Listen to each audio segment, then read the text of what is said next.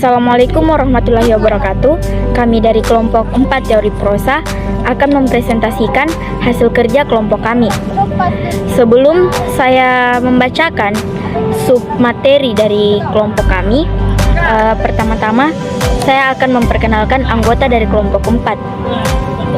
Dimulai dari saya, perkenalkan, nama saya Astri Anggraini Putri dengan stambuk A11121054.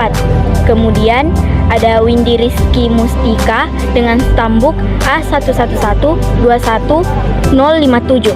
Kemudian ada Tiara Artamevia dengan stambuk A11121051.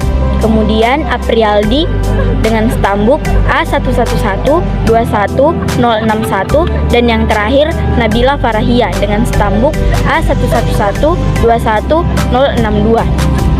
Nah, adapun materi yang akan kami paparkan yaitu menjelaskan dan mengidentifikasi tokoh dan penokohan prosa fiksi. Submateri yang akan kami jelaskan yaitu pengertian, jenis, dan cara menentukan jenis tokoh prosa fiksi. Kemudian yang terakhir menjelaskan pengertian dan teknik penokohan prosa fiksi. Sekian dan terima kasih. Assalamualaikum warahmatullahi wabarakatuh. Perkenalkan, saya Nabila Farahia dengan NIM A11211062. Di sini saya ingin mengawali presentasi dari kelompok 4, yaitu menjelaskan dan mengidentifikasi tokoh dan penokohan prosa fiksi. Tokoh menurut Aminuddin 2002-79, tokoh adalah perilaku yang menggambarkan peristiwa dalam cerita fiksi sehingga cerita itu mampu menjalani sebuah cerita. Menurut Jones dalam Negriantoro 1995166, penokohan adalah pelukis gambaran yang menjelaskan tentang seseorang yang ditampilkan dalam sebuah cerita. Nah, berdasarkan penjelasan buku tadi, dapat diambil bahwa tokoh cerita adalah individu rekaan yang mempunyai watak dan perilaku tertentu sebagai perilaku yang mengalami peristiwa dalam cerita, dan penokohan adalah menggambarkan atau pelukisan mengenai tokoh cerita, kebatinnya maupun lahirnya oleh seseorang. Sekian dan terima kasih. Assalamualaikum warahmatullahi wabarakatuh. Perkenalkan, nama saya Windy Rizky Mustika, NIM A11121057. Di sini saya akan menjelaskan pengertian, jenis, dan cara menentukan jenis tokoh prosa fiksi. Pertama, pengertian. Tokoh dalam sebuah cerita fiksi merupakan peran penting dalam membuat cerita menjadi menarik. Keberadaannya menjadi cerita tersebut hidup.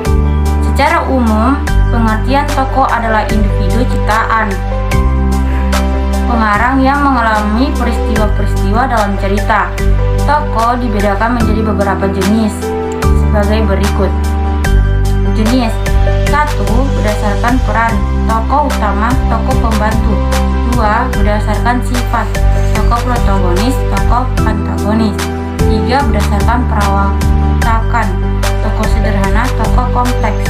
4. Berdasarkan kemungkinan, tokoh tipikal, tokoh netral. 5. Berdasarkan kriteria, tokoh sintaksis dan tokoh berkembang. Sekian dan terima kasih. Baik, di sini saya akan melanjutkan materi yang dipaparkan oleh teman saya, yaitu cara menentukan jenis tokoh prosa fiksi. Yang pertama, dari segi peran. 1. Tokoh utama, yaitu tokoh yang paling banyak diceritakan baik sebagai pelaku kejadian maupun yang dikenai kejadian. 2. Tokoh tambahan, yaitu tokoh yang hanya muncul sedikit dalam cerita atau tidak dipentingkan dalam kehadirannya hanya jika ada keterkaitannya dengan tokoh utama. Kedua, dari segi perawatan. 1. Tokoh sederhana, yaitu tokoh yang hanya memiliki satu kualitas pribadi tertentu atau sifat watak yang tertentu saja. 2. Tokoh bulat, yaitu tokoh yang menunjukkan berbagai segi buruknya, kelebihan dan kelemahannya. Selanjutnya berdasarkan kemungkinan.